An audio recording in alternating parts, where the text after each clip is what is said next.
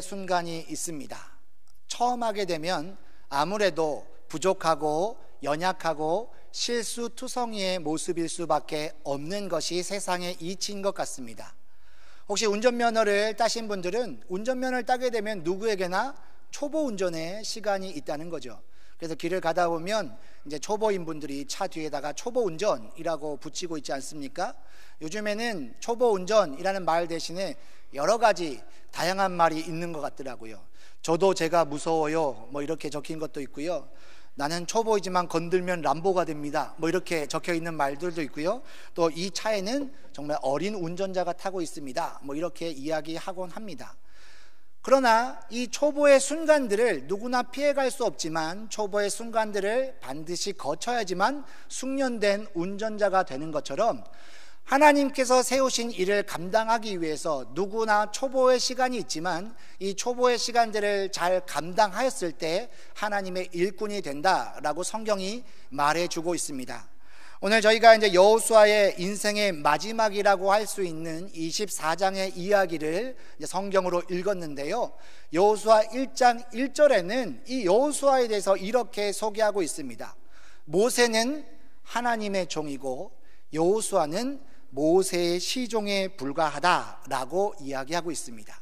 그런데 이 모세의 시종에 불과한 여호수아가 모세의 뒤를 이어서 엄청나게 거대한 이스라엘 백성들을 하나님께서 약속하신 약속의 땅으로 들여보내야 되는 중차대한 사명을 맡았다는 것이죠.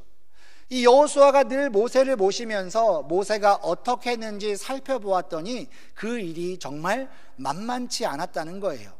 광야에서 40년의 세월이 어땠습니까? 그 시간은요, 약속의 땅으로 걸어가는 여정이었어요. 물론 광야는 먹을 것도 풍족하지 않고 마실 물도 풍족하지 않았기 때문에 남자만 20세 이상으로 싸움에 나갈 사람만 60만 3,550명이었으니 나이가 많은 사람, 어린 사람, 여자까지 포함하게 되면 그 숫자가 얼마나 많겠습니까? 농사도 지을 수 없고 과일도 거둘 수 없는 광야에서 이 사람들을 먹여 살리는 것, 그것만큼 심각한 일이 없었겠지요. 그것도 너무나 힘든 일이지만 이 사람들을 끌고 약속의 땅 가나안으로 가는데요, 이 이스라엘 백성들이 얼마나 불평을 많이 하는지 그 여정이 너무나 힘겹고 힘겨운 여정이라는 것을 누구보다도 잘 보았던 사람이 여호수아였습니다. 그런데 이 생초보 리더 여호수아에게 하나님께서 이제 뭐라고 명령하시냐면 가나안 땅으로 들어가서 싸워가지고 그 사람들을 쫓아내고 그 땅을 가지라고 명령하신 거예요. 가기만 하는 길, 물론 먹을 것 마실 것 해결하는 것 참 어려운 일이었지만 아무런 싸움 없이 가는 길도 너무나 고달프고 힘들었는데 이제는 눈에 보이는 적군과 싸워서 길을 가야 하니 이 일에 대한 부담이 여호수아에게 얼마나 컸겠습니까? 그래서 여호수아 1장에는요 강하고 담대하라 라는 표현이 강조되어서 반복되어 나타난다는 겁니다. 강하고 담대하라 라고 하나님이 여호수아에게 말씀하셨어요. 이 말은 여호수아가 지금 강하고 담대한 상태에 있다라는 의미입니까? 그렇지 않고 오히려 낙심하고 있고 두려워하고 있고 심지어 일어나라 라는 구절이 반복되어 나타나 있는데 너무나 두려워서 우리가 흔히 너무 극심한 두려움에 빠지게 되면 다리가 떨리고 일어날 힘도 없다라는 것을 이제 이야기하곤 하는데 여호수아에게 있는 두려움이 물론 다른 두려움이죠. 개인에게 엄습한 재앙의 두려움이 아니라 내가 과연 하나님께서 맡기신 사명을 잘 감당할 수 있을까 생각하니 밤잠이 오지 않는 극심한 두려움이었던 것 같아요. 그래서 아마 앉아 있거나 아마 엎드려 있거나 그 마음이 너무나 낙심이 되고 그 마음에 너무나 큰 두려움이 있고 일어설 힘조차 없고 만약 일어서게 되면 사람들이 다 쳐다볼 텐데 이제 가나보다 라고 기다릴 텐데 그래서 차마 자기가 준비되었다는 것을 조금이라도 표시낼 수 없는 상황이 이제 1장에 나타난 여호수아의 상황입니다. 그래서 하나님께서 이 여호수아에게 계속 반복해서 말씀하시는 거죠. 일어나라, 강하고 담대하라. 일단 이 구절에서 저희는 한 가지 위로를 받습니다. 제가 이 설교를 준비하면서 일어나라 라는 표현이 성경에 몇 번 있는가 살펴봤더니 618번이 있습니다. 굉장히 많지요. 그러니까 성경에는 적어도 하나님의 일을 감당하기에 너무나 두려워서 주저앉고 있는 경우가 적어도 600번 이상 기록되어 있다는 것을 말해줍니다. 오늘 우리도 그렇지 않습니까? 하나님께서 이 시대 가운데, 오늘의 시대는 정말 어두운 시대이고 영적으로 혼탁한 시대이고 하나님 잘 믿기 어려운 시대입니다. 예전과 같이 열심으로 하나님을 섬기려 했더니 목사님, 제가 나이가 이제 많아서 옛날만큼 힘이 없어요 라고 이야기하는 분도 계시고요. 목사님, 제가 신앙의 연수가 얼마 되지 않아서 하나님의 일을 감당할 수 없어요 라고 말하는 분도 계시고요. 목사님, 열심히 하려고 하니까 주변에서 얼마나 시기와 질투가 많은지 참 나서서 하기 힘들어요. 제가 원래 성격이 내성적이어서 남들 앞에 서는 거 좀 그래요. 뭐 이렇게 여러 가지 이야기들을 하십니다. 제가 그분들을 뭐라 그러는 게 아니라 그 정도로 하나님 잘 믿기 어려운 시대에 있다는 거죠. 어쩌면 우리는 우리를 부르시는 하나님의 음성 앞에 앉아있는 연약한 존재에 불과합니다. 근데 성경에 이 여호수아가 애초부터 강한 사람이었다면, 애초부터 담대한 사람이고 애초부터 부르시면 네, 제가 물론 합지요 라고 달려가는 사람이었다면 상대적으로 비교되는 나의 연약함 때문에 내가 무슨 일을 할 수 있겠어? 나 같은 걸 하나님이 쓰기는 하겠어? 내가 하면 어떤 일이 있겠어? 라고 생각이 되겠지요. 근데 여호수아도 우리와 같이 연약한 사람이요, 여호수아도 우리와 같이 두려워하는 사람이요, 여호수아도 어찌할 바를 몰라서 주저앉은 사람이라는 것입니다. 근데 하나님께서는요, 그 여호수아를 일으키시고 여호수아에게 강하고 담대하라 말씀하시고요, 이 말은요 하나님만 여호수아에게 하신 게 아니에요. 사실 광야에서 모세를 따랐던 이스라엘 백성들의 모습은요, 불순종과 반역을 일삼던 사람이었는데 이 사람들이 여호수아가 너무나 두려워하니까 찾아와가지고 당신은 강하고 담대하소서, 우리가 당신의 말을 듣겠습니다. 광야에서 우리가 모세의 말을 잘 들었던 것처럼 당신을 100% 순종하면 따르겠습니다. 사실 광야에서 모세의 말을 잘 들었다는 말은 약간 뻥인 것 같은데, 그런 각오를 가지면서 우리가 당신의 말을 전적으로 순종할 테니까 당신은 일어나소서, 강하고 담대하소서 라고 오히려 이스라엘 백성들이 여호수아를 권면하고 있다는 사실입니다. 거기에서 끝났습니까? 오늘 저희가 주일 3부 때 굉장히 감동스러운 예배를 드렸지요. 여호수아의 리더십을 세우기 위해서 하나님은 모세가 홍해를 건너게 했던 방법과 똑같은, 물론 살짝 다릅니다만은 비슷한 방법으로 요단강을 건너게 하셨습니다. 성지순례 갔다 온 분들이 이런 얘기 하시더라고요. 요단강을 가보니까 흘러가는 도랑이던데 내 생각에는 바지만 걷으면 건너겠는데 뭘 그렇게 요란하게 건넜는지 좀 실망이 크다라는 이야기를 하시더라고요. 제가 한 목사님의 설교와 강의를 들으면서 그 부분에서 좀 정리가 됐는데요, 갈릴리 호수가 원래 그 해수면보다 212m가 낮은 곳에 강이 있습니다. 요즘에는 기술이 발달해서 갈릴리 호수에서 물을 퍼가지고 농사용수로 쓰지요. 근데 옛날에는 이 저기 낮은 곳에 있는 물을 길어다가 농사에 쓸 수 없었기 때문에 오늘날보다 갈릴리 호수의 수면이 더 높다는 거예요. 그러니까 갈릴리 호수에서 사해로 흐르는 이 요단강물도 훨씬 더 빠르고 물이 많았다라고 이야기합니다. 또 하나는요, 지금 이스라엘과 주변의 근동 국가들이 갈등 관계에 있지요. 그래서 이 이스라엘 주변에 있는 근동 국가들이, 그 이슬람 국가들이 이 갈릴리 호수로 들어가는 모든 물길을 막았어요. 왜냐하면 이스라엘 사람들 잘 되는 거 못 보겠다 이거지요. 그러니까 갈릴리 호수로 유입되는 물도 많지 않으니까 갈릴리 호수도 물이 많지 않고 상대적으로 요단강도 줄어들 수밖에 없는, 그래서 오늘날은 바지만 걷어서 건널지는 모르겠지만 그때에는 쉽게 건널 수 없는 강이었다라고 이야기하시더라고요. 그래서 그 강을 제사장이 발을 딛는 순간 그 요단강물이 끊어져서 그 강물 있는 바닥을 마른 땅으로 건너는 과정을 통해서 하나님은 이스라엘의 모든 백성들에게 여호수아가 내가 택한 지도자이니 그의 말에 철저하게 순종해, 근데 이 여호수아는 그냥 지도자가 아니라 너희가 그렇게 따르고 존경했던 모세급의 지도자야 라고 여호수아를 높여주시는 사건이 바로 요단강의 사건이라는 것입니다. 그렇게 하나님께서는 연약하고 부족하고 두려움에 있는 자들을 세우셔서 하나님의 일을 감당하십니다. 그렇다면 이제 우리 한영교회를 통해서 또 한국교회를 통해서 하나님께서 저와 여러분을 사용하시지요? 아멘입니다.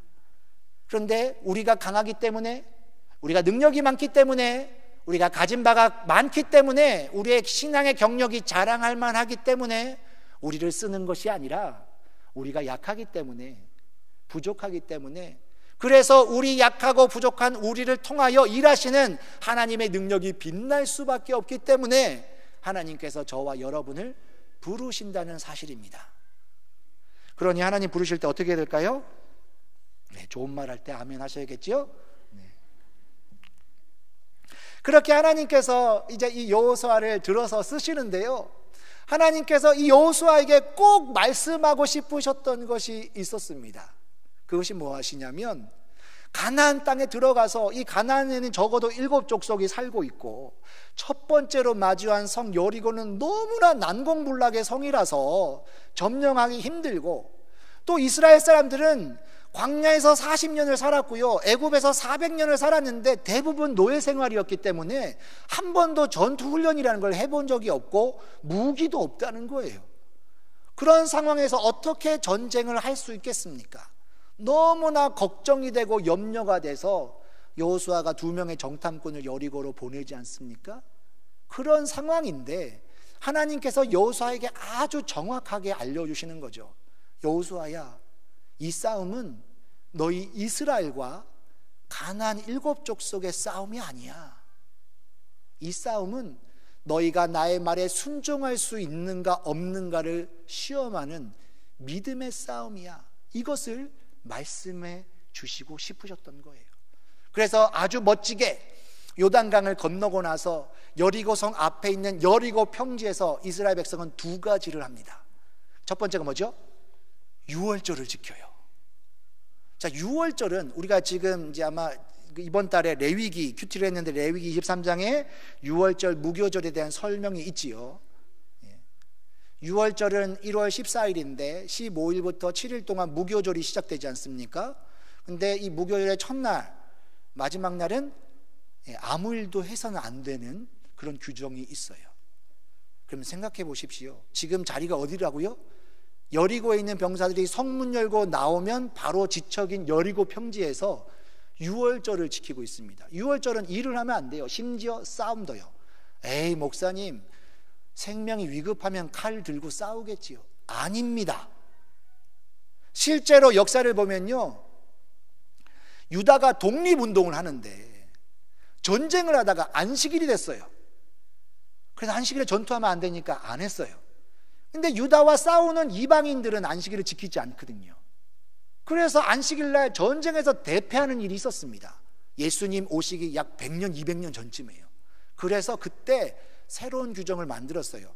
안식일에 전투할 수 있다. 그러면 지금 여리고 평지 앞에 있는 여호수아와 그 백성은 그 규정이 생기기 훨씬 이전의 사람들이니까 이 사람들이 유월절을 지키다가 전투할 수 있습니까? 없습니까? 없다는 거예요. 이왕 유월절 지킬 거면 좀 여리고 평지가 좀 떨어진데 적어도 요단강을 건너기 전에, 왜냐하면 요단강 건너는 동안에 도망갈 시간이라도 있으니까 그래야 될 텐데 성문만 열면 다다를 수 있는 여리고 평지에서 유월절을 지키는 거죠. 이거는 전략적으로 정말 무능하고 무식한 전략이라 하겠습니다. 근데 더 놀라운 것은 거기에서 행했던 2번째 일입니다. 무엇입니까? 할례를 행하였습니다. 남자들은 이 할례라는 말을 들을 때마다 왠지 모를 오싹함이 있어요. 우리가 성경에서 창세기 34장을 보게 되면 야곱이 세겜 땅에서 잠깐 거주하고 있을 때에 야곱의 딸 디나가 그곳의 추장의 아들에게 욕보이는 사건이 일어나게 됩니다. 이 소식을 들었던 이제 오라비 2명, 레위와 시므온이 너무나 화가 나서 거짓말로 이야기하는 것이죠. 너희가 우리와 혼약하기를 원하면 너희 남자가 다 할례를 받아야 한다. 그래서 그 남자들이 다 할례를 받고 고통 가운데 있을 때에 그 성 안에 있는 모든 남자를 레위와 시므온 2사람이 다 모조리 목숨을 끊어버렸습니다. 그게 할례예요. 그러면 여리고 평지에서요, 물론 40년의 시간이 흐르면서 병사가 줄었지만 하나님의 은혜로 60만 1730명이 적어도 할례를 받았거든요.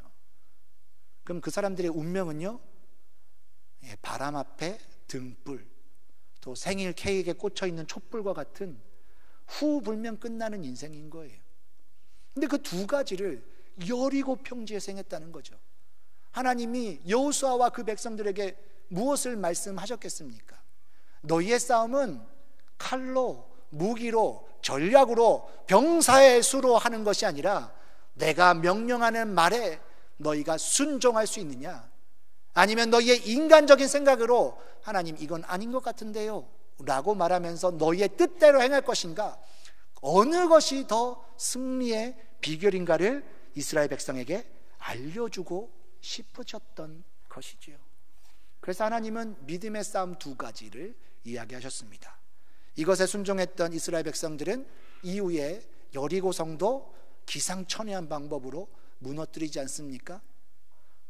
물론 중간에 아간의 범죄가 있었지만 아이성의 전투, 가나안 남부 5명의 전투, 또 북부에 모여있는 모든 이스라엘 왕과의 전투를 통해서 무려 31명의 왕을 격파하는 모든 여정이 다 하나님의 방법과 계획 가운데 이루어졌음을 여호수아 곳곳에서 증거해 주고 있습니다. 즉 하나님이 얕고 연약한 우리를 분명히 사용하시는데 하나님의 방법은 세상의 방법이 아니라 바로 믿음의 싸움을 우리에게 원하신다고 성경이 말해주는 것이죠. 이 교훈을 누구보다 잘 알았던 여호수아는 이제 본인이 죽기 전에 이스라엘에게 무슨 말을 남길 것인가 고민하기 시작합니다. 무슨 말을 남겨야 됩니까? 작고 연약한 모세의 시종에 불과한 나도 하나님께서 쓰셨다. 그리고 하나님의 방법은 전략이 아니라 계획이 아니라 인간의 지성이 아니라 믿음이다. 이것을 이야기하고 싶으신 거죠. 그래서 오늘 본문의 말씀에 모든 이스라엘 백성들을 부릅니다. 자, 이제 너희에게 선택이 남아있다. 너희가 혹시 애굽에서 보았던 신들이 좋으니? 그럼 그 신 섬겨. 혹시 가나안 땅으로 오는 길에 있었던 많은 나라의 신들이 좋으니? 그러면 그 신들 섬겨. 그리고 가나안 땅에 정착했는데 이곳 쫓겨냈던 사람들이 섬겼던 그 신이 좋으니? 그러면 그 신 섬겨. 근데 나는 확실하게 이야기할 수 있는 게 있어. 내가 오늘 여기까지 올 수 있었던 것, 내가 이 큰 하나님의 일을 감당할 수 있었던 것, 작고 부족한 연약한 나를 하나님께서 쓰셨던 것, 나의 믿음을 통해서 하나님이 일하셨던 것, 그것을 통해서 나는 분명히 아는 게 있어. 나는 오직 하나님만을 섬길 거야 라고 권면하고 있는 것입니다. 사실 여호수아의 땅의 정복에 대한 많은 이야기들이 우리를 흥분하게 합니다. 그런데 하나님께서 여호수아에게 맡기신 사명은요, 땅을 정복하는 게 끝이 아니었어요. 그 이후에 또 많은 시간을 걸쳐서 분량에 거쳐서 땅을 분배하는 이야기들이 있습니다. 그런데 하나님께서 여호수아에게 맡기신 사명은 땅을 분배하는 데서 끝나지 않았어요.